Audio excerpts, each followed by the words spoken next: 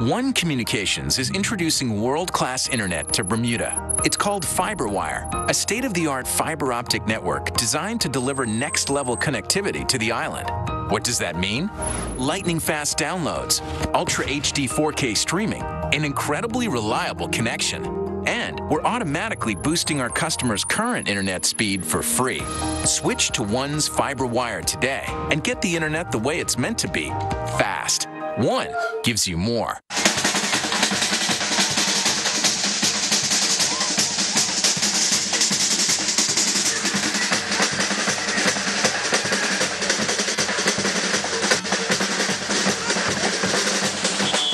Bermuda Broadcasting streams the news live on Facebook. Go to Facebook and look up ZBM News 9 and press the like button. You'll get notifications just before the news starts each night. And all of our newscasts are stored there so you can watch them 24/7 at your convenience. Bermuda Broadcasting wants to make it easy for you to stay up to date with your local news. So please sign up to watch us on Facebook Live 24/7 for up-to-date news from Bermuda Broadcasting. Live from Bermuda Broadcasting, this is ZBM TV9 News. Good evening, everyone. It's Monday, October 30th, 2017. I'm Diane Brewer, and thank you for joining us tonight. The island's still coming to terms tonight with news of the tragic death of 30-year-old Rakai Augustus, who lost his life on the roads over the weekend. The incident took place at around 11:40 Saturday night on York Street in St. George's, near the junction with Fort George Hill. Police described the incident as a single-vehicle car crash, and a 29-year-old Warwick woman was said to be the driver of the car. Witnesses should call the police on 247-1788. In other news, residents can once again keep track of the expenses to the public purse from Ministerial overseas travel. It's now possible after Government Reform Minister Levito Fogo announced a return of the webpage on the government official website. Minister Fogo pledging the information will be updated continuously and for the first time will include details on the reason for the minister's trip and location. We campaigned on transparency, accountability, and good governance, and we said that we would deliver in all of those areas. So as you can appreciate, coming into office, we are going to maintain and keep our promise. And so what you see today is ministers reporting their travel details so that the public can see firsthand where they've traveled, why they've traveled there, and the expenses on the public purse. So exactly how much was spent on individual ministers and for what? Well, our Jasmine Patterson had a look at the details on the website and found so far a total of more than $27,000 has been spent on travel. Of that amount, a total of $10,800 were spent on travel for Premier and Minister of Finance David Burt, who, accompanied by a Ministry of Finance official and the director of the London, UK office, traveled to the UK, Paris and Brussels to meet with high-level officials to discuss the European Union pending blacklist threat to Bermuda, among other matters. That figure also includes the cost of travel for the Premier to New York, accompanied by a Bermuda Development Agency official to meet and participate in various high-level meetings with current and prospective international business clients, with the continuing view to promote Bermuda. Deputy Premier and Minister for Transport and Regulatory Affairs Walter Raban is next on the list, with a total of $6,100 spent on travel to attend the London International Shipping Week 2017 and Capital Link Forum. $4,800 were spent on travel for Minister of Social Development and Sports Zane De Silva's travel to support Bermuda's participants who are performing in the event. A total of $2,900 was spent on travel for Jamal Simmons, Minister for Economic Development and Tourism.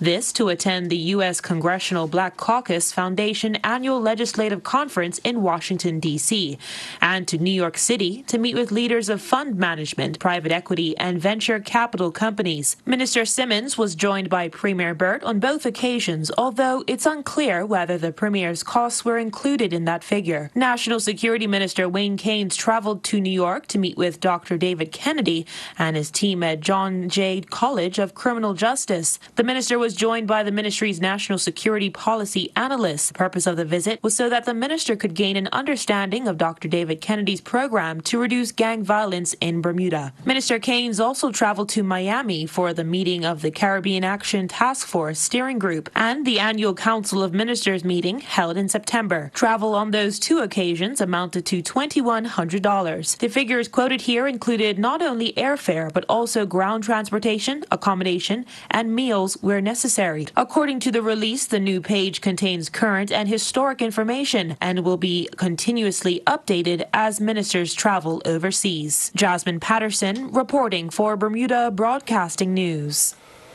In other news, an estimated 10 to 20 gallons of fuel is believed to have been spilled today in Flats. It came from the Rubis gas station. Environmental police and fire personnel arrived and were able to contain the spill within 3 hours. Absorbent pads and boom have been deployed with the assistance of the Bermuda Aquarium and Zoo. Minimal patches of sheen remain on the surface of the water, and an investigation into the cause of the spill will be completed shortly. Stay with us. More news in tonight's AccuWeather forecast after the break. When you shop online, the cheapest, quickest, and easiest way to bring your packages into Bermuda is with U.S. Express at mailboxes. And there are things that you can't ship to Bermuda sometimes, especially IT equipment and things like that. It's just easy to put in a U.S. address, and it just gets there every time. They notify me immediately when the packages show up. If they need an invoice, I send it to them, but when I show up here, it's ready to go. Sign up for a U.S. Express account at www.mailboxesunlimited.com today.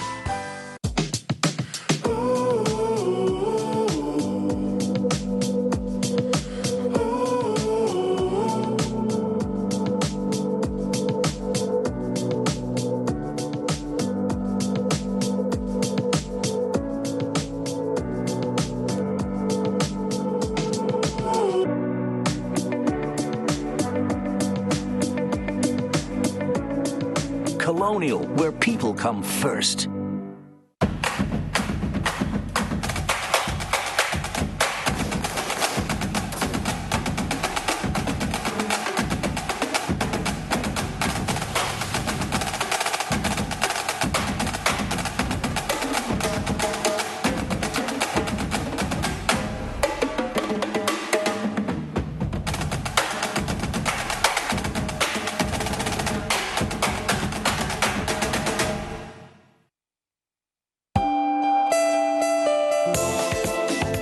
I'm Charles Webb, inviting you to join me on Monday nights at 8 for Season 2 of Inside Bermuda Homes, a program showing how Bermuda lives.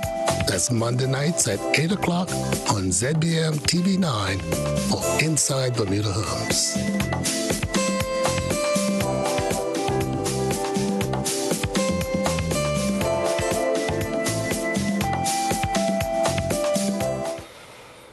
Welcome back. Rumor and innuendo, nothing more. That's how National Security Minister Wayne Keynes describes claims of upwards of 20 police vehicles being out of commission, posing a threat to the ability of officers to respond to criminal or emergency situations. Gary Moreno brings us up to speed.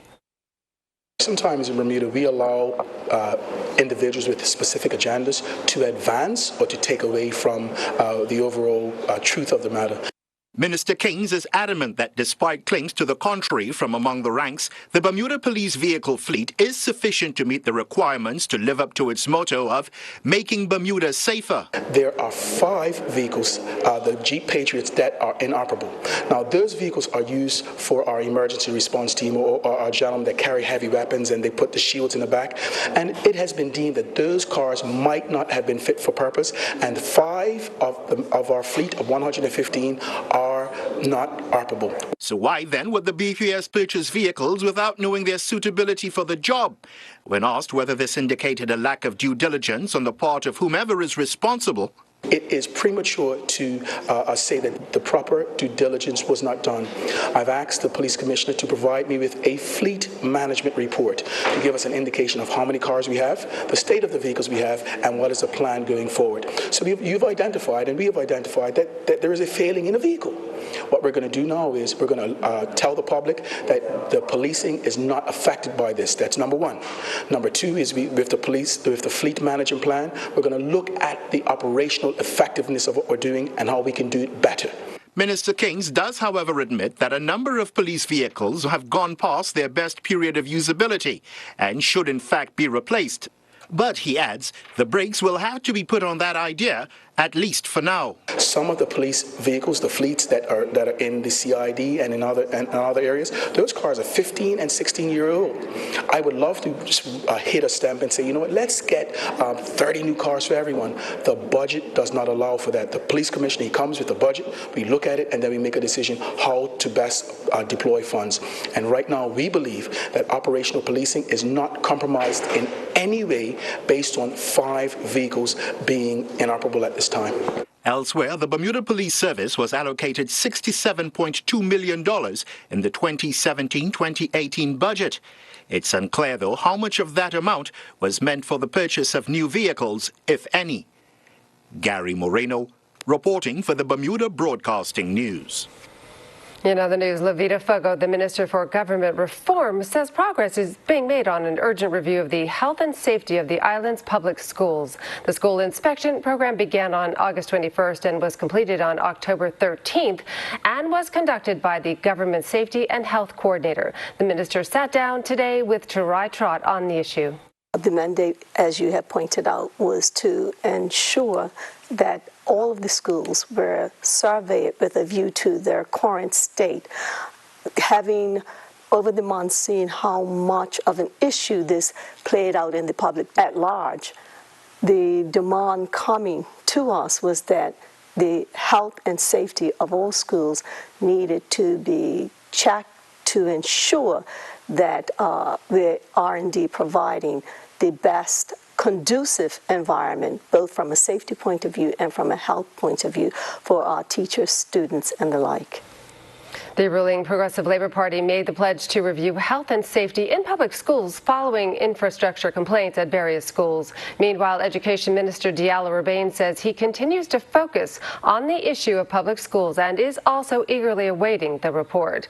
In other news tonight, 5%. That's the rise in the number of people since 2015 in need of services from the Salvation Army's annual Christmas food drive. Starting November the 8th, the Salvation Army will open registration to those in need of the Christmas Hamper Assistance Program, and they also invite individuals to donate presents. Divisional Director of Public Relations and Development Calvin Ming says over 1,500 people come to them needing assistance during the holiday period.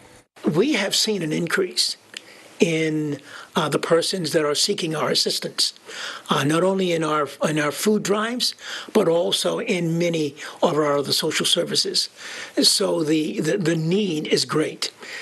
We can not get away from the fact that there are more and more persons that are needing our assistance throughout this time of the year. Over the last 2 years has increased by 5%. And that's conservatively, because that's the persons that are registered. There are a number of people who come in at the last moment who are not registered and who might be really in need. So we will provide. Beverly Daniels, the Executive Director of Community Services, says the greatest burden is managing grocery costs. Major Frank Pittman invites people to put their pride aside and ask for help if it is needed. In 2014, we were around 1,500, and 2015, we served a little over 1,600, and that went up to about 1,700 to 1,800 in the 2016 year. So every year it seems to be increasing that little bit each year. So we're thinking that this year will be no different. And are you seeing the same families coming back each year, or is it just mostly people that fall on hard times temporarily?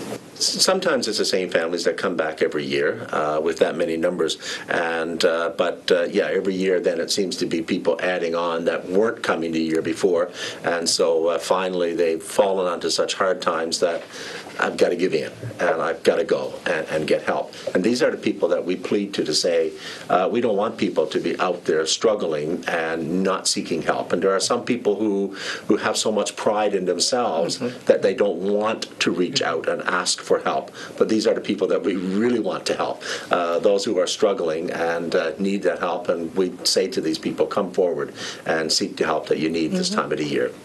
And to apply for the Christmas Hamper Assistance Program, call 292-5159. And for all other inquiries, call 292-0601. Turning to weather news, a huge improvement with a mix of sun and cloud for our Tuesday. Here's the latest from AccuWeather headquarters. AccuWeather is presented by BF&M Insurance Group. We now go to AccuWeather headquarters. This AccuWeather forecast is brought to you by the BF&M Insurance Group. And there's a lot going on in Bermuda right now. There is a front that is stalling overhead. This is a powerful front. Look at this little pattern of the clouds off to the west. This is a winter-like weather pattern as we've had some very chilly air push off of the east coast, and that colder air is encountering the warm water of the Gulf Stream, and it's like an instant cloud. The same general process that leads to things like lake effect snow that you may see or hear about in the United States. So we're seeing this front roll into Bermuda with showers that'll be with us. It's going to kind of slow down. So we do have about 2 days of showers off and on. Satellite loop shows a better picture of those. We call them cellular clouds. They're little spots, almost like freckles off to our west. But in our area in Bermuda, we're looking at a fairly humid time here. The humidity is up because of this front bringing the extra showers to the area. Winds are shifting southwest, more of a west wind eventually tomorrow. Water temp steady at 78, but we'll notice temperatures down a bit, 75, 76 degrees across the island. On the inside, waves are small, only 1 to 2 meters, or 1 to 2 feet, I should say, and on the outside, 4 to 8 feet, which would be a little more than 1 to 2 meters if you're scoring at home. Tonight we're looking at some scattered showers and storms, kind of muggy out there, even though it's not terribly warm. And tomorrow, temperatures held in check with the extra clouds, extra showers nearby, even a thunderstorm, 78 degrees. This front, it's scooted in pretty quickly, but it's going to slowly leave. It is decelerating, so we have to deal with it a little bit of extra time. We just recently had a high tide. Next low tide coming up just before midnight tonight. Early tomorrow morning, early risers may find a few sand dollars out there at 6:10 a.m. with low tide. With high tide, I should say. And then we have another low tide coming up at noon. So it's the low tide when you can sometimes find those sand dollars. Again, we're coming up on low tide at midnight, low tide around noon tomorrow. As we take a step ahead into the gateway forecast across the rest of at least the northwestern part of the globe, we're dealing with Toronto, seeing showers, 48, pretty windy there, but the winds were a little more fierce yesterday and early today into some areas across the southeastern coast of the U.S. Boston, it's been a really windy day there today. New York, really windy earlier this morning. A more tolerable setup as we step ahead into the day tomorrow. And in Miami, we're around 79. Elsewhere across the Caribbean, showery to Trinidad, Barbados, scattered showers, Jamaica, a few showers and storms. There's a disturbance way to our east. It's about 1,000 miles to our east right now. It could become a tropical system, or at least some kind of a hybrid system that might be partially like a tropical storm and partially like one of those cold North Atlantic lows that we see in the winter months. Regardless, it's not going to threaten us. Scattered showers and storms, not only today, but tonight into tomorrow and Wednesday. They'll taper down, and then we look good. Thursday, Friday, Saturday. A little cooler out there, not bad. If you want to get more news and weather and some good music, Ocean 89, Power 95, and Inspire 105 are some good options. AccuWeather was presented by BF&M Insurance Group.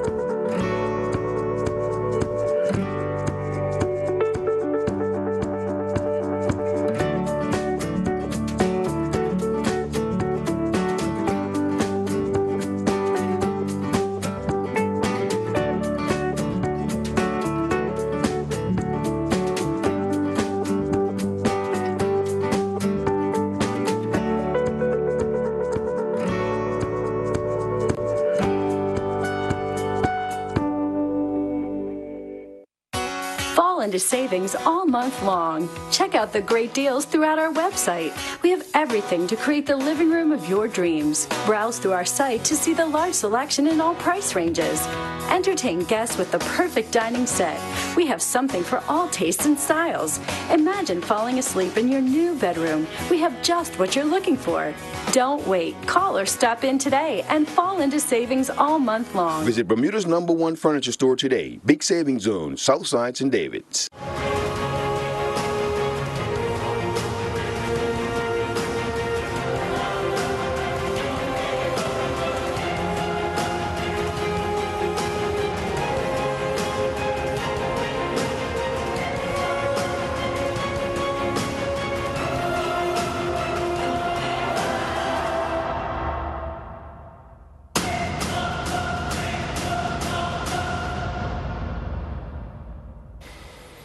Well, Bermuda has sent 6 police officers to our sister territory, the British Virgin Islands, which is still struggling to return to normal following Hurricanes Irma and Maria. This is the 3rd group of officers from Bermuda to be deployed to the Caribbean to assist the local authorities. The latest officers departed Saturday for their humanitarian mission, expected to last 3 weeks. The officers will bolster the BVI Police Armed Policing Unit. In this photo, officers are shown swearing the BVI oath of allegiance to the BVI Deputy Police Commissioner. Now turning to sports, Bermuda's Flora Duffy wins a 4th title and comebacks dominate the local scene, and Naki Wells was an unused substitute during Burnley's 1-0 win over Newcastle United. As Earl Baisden takes a look at the weekend that was in sports. Flora Duffy was yesterday crowned the 2017 Xterra World Women's Champion in Maui for a record-breaking 4th time. Duffy clocked 19:15 in the swim. She crushed the bike leg with a time of 1:41.01. Duffy, the 2-time defending World Triathlon Series champion, closed the deal with a women's best 45:08 run time to finish clocking 2 hours 47 minutes and 48 seconds with an 8-minute and 24-second margin of victory over second-place Chilean Olympian Barbara Rivas and 9 minutes and 37 seconds ahead of 3rd place overall Laura Philippe from Germany. Meanwhile, Jeff Smith and Ashley Estwanek are the 2017 Axel Catlin National Olympic Distance Triathlon male and female champions. Smith was clocked across the line in a time of 2 hours 14 minutes and 7 seconds, with Estwanek second in 2 hours 14 minutes and 56 seconds. Bermuda fell to a stunning 3-2 defeat at the hands of Barbados on Saturday evening at the National Sports Center. Bermuda took a 1-0 lead through a Willie Clemens header in the 8th minute. Jalen Bathard doubled the Bermuda lead when he scored from close range in the 19th minute. Barbados enjoyed the early pressure in the second half, and they were rewarded with a goal in the 59th minute when a Zico Edmeade shot from the edge of the box from the back of the net, beating Horacio Hunt to his right. Bermuda looked to be heading for the win, but Barbados scored 2 goals in 2 minutes to take a 3-2 lead and eventually the win in the 88th minute. Deshaun Howell, who had only entered the game minutes earlier, capitalized on a mistake by the Bermuda goalkeeper. A back pass saw Hunt miscontrol the ball and it bounced too far away from him, allowing Howell to score into an empty net. With the Bermuda fans still digesting what they had just witnessed, Howell scored again. He beat his defender inside the box and scored past an advancing Bermuda goalkeeper to earn Barbados that come-from-behind win. Bermuda coach Kyle Lightbourne summed up the game this way. I thought first half we played well. We bossed the game. We controlled it. And at little signs in that game, we said if we become complacent, which we did, we became complacent, and it gave them a little foot in the game. And they got that. We always said, we need to get that 3rd goal. You know, if it's going to be a 3rd goal in the game, let it be us. The Bermuda Football Association's preliminary round of the FA Challenge Cup saw 15 goals scored in 6 games. It was BAA 1, West End United 0, Devonshire Colts 0, Southampton Rangers 3, Wolves 2, Hamilton Parish 4, Paget Lions 1, Somerset Eagles 0, St. David's 3, Tough Dogs 0, St. George's Colts after extra time defeated Footy Kings 4-1. Fans were treated to a thrilling A-Division final at the Bermuda Squash Rackets Association Club as the Rubis Grade Squash Tournament came to an end on Friday night. The A-Division final featured number 1 seed Micah Franklin against 2 seed Kristen Johnson that saw Franklin win the title 3-2. Sam Butler and Ashley Brooks are the 2017 male and female clay court national champions as the tournament came to an end at the Coral Beach and tennis courts on Saturday. Butler needed 3 sets to defeat Gavin Manders. Manders won the first set 6-3, but Butler would draw level at 1-1 when he won the second set 6-2. Butler would then win the final set 6-1. In the women's open singles final, Brooks came from a set down to defeat Erica Beauvais 4-6, 6-3, 6-4.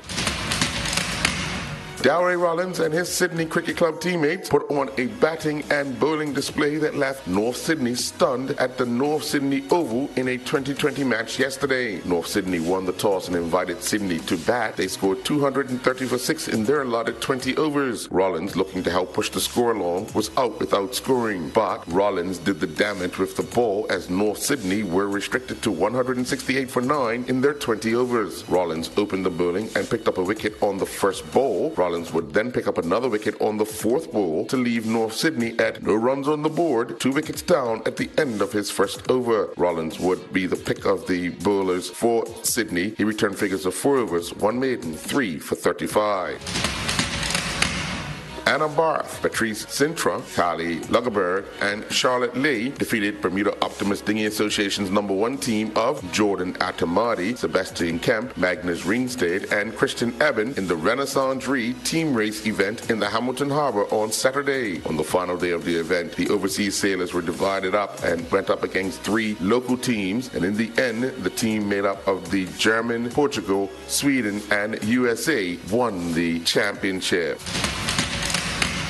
The 2017-18 Bermuda Harness Pony Racing season continued at the National Equestrian Center on Visa Street on Friday night. Carissa Rebane in the bike of Real Patrol won the 104-4 and faster time bar class, clocking a time of 106 flat. Christian Truin in the bike of It's All About Me was second in 106-1, and Andy Stoneman, Costas the Dragon, finished third in 106-3. The Stardust Stables Jumper Show took place at the National Equestrian Center on Visa Street on Saturday. In the Puddle Jumper Horse and Pony class, it saw Kayla Bargett and Piece of the Puzzle record a winning clear round time of 53.79. Candace Martins and Creme de la Creme finished second with a clear round time of 54.25, and Nicholas Lopes riding Don't Blink finished third in a time of 69.23, but they had 1 time fault point. 4 Bermuda Basketball Elite City League games took place over the weekend inside the Summersfield Academy Gymnasium that produced 483 total points. The Falcons defeated the Storm 72-56. Fort Knox Panthers defeated the Hornets 80-60. The Renegades defeated the Marksmen 54-33, and the Storm defeated the Lions 71-57. Phoenix Heat won the Bermuda Netball Association 2017 Sylvia Eastley Netball Tournament at Bernard Park on Saturday. The Heat went undefeated, gaining 18 points, with the North Village Lady Rams finishing second with 12 points. And also with 12 points was the third place team, the Tigers. A few showers did not stop the archers from getting into the line at the Gold Point Archery Range on Southside as the Bermuda National Archery League season continued. Bernard Wade III and Jaden Roberts both scored over 300 in the individual recurve division. Roberts had the highest score in the recurve division for the day, scoring 315 points, while Wade scored 311. William Pickering, David Seamus, and Cameron Pickering all shot over 300 in the compound bow, with William Pickering having the highest score of the day, shooting 335. I'm Earl Baisden with Bermuda Broadcasting Sports. Island Soul, where fashion meets comfort. Island Soul provides fashionable footwear hand-selected by our podiatrist that offers premium comfort. Located at 60 Victoria Street, Hamilton, Island Soul contains a friendly trained staff prepared to assist you with our vast selection of footwear, both male and female, with all sizes and widths available. Compression and travel socks, amongst other accessories, are also available in addition to a shoe modification and repair service, making Island Soul a one-stop shop for all your footwear needs. And that's our newscast for tonight. I'm Diane Brewer. Thank you for joining us. Have a wonderful evening, everyone. Good night.